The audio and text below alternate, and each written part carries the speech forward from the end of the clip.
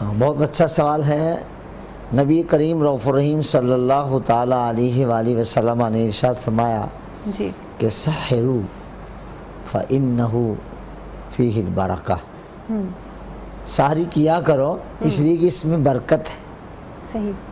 اور آپ کو جو چیزیں پسند تھیں آپ کم کھاتے تھے اور انتہائی نفیس کھاتے تھے۔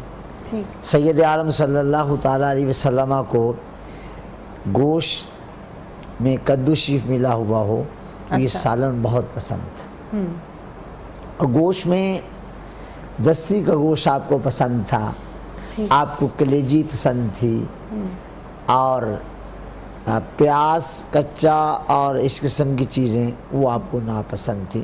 البتہ اگر ہنڈیا میں پیاز پک جائے سالن میں تو وہ آپ کو پسند تھی۔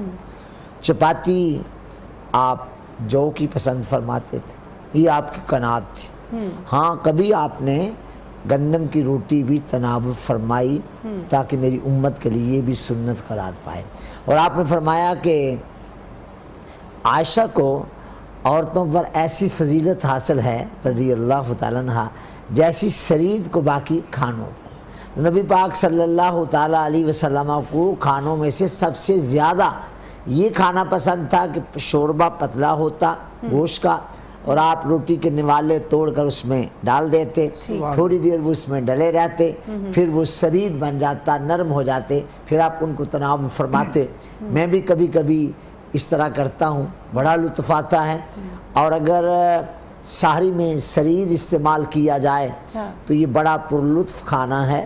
اللہ کرے کہ ہم سنت کے قریب ہو کر زندگی گزاریں۔ آمین۔ لیکن خاص طور پہ رمضان المبارک میں رمضان سحری میں رمضان شریف میں آپ کھجور کا استعمال فرماتے، ٹھیک ہے، اور جو صحابیات آپ کے لیے گھی تیار کرتی تھی وہ بھیج دیتی، آپ اس کو بھی استعمال میں لاتے تھے۔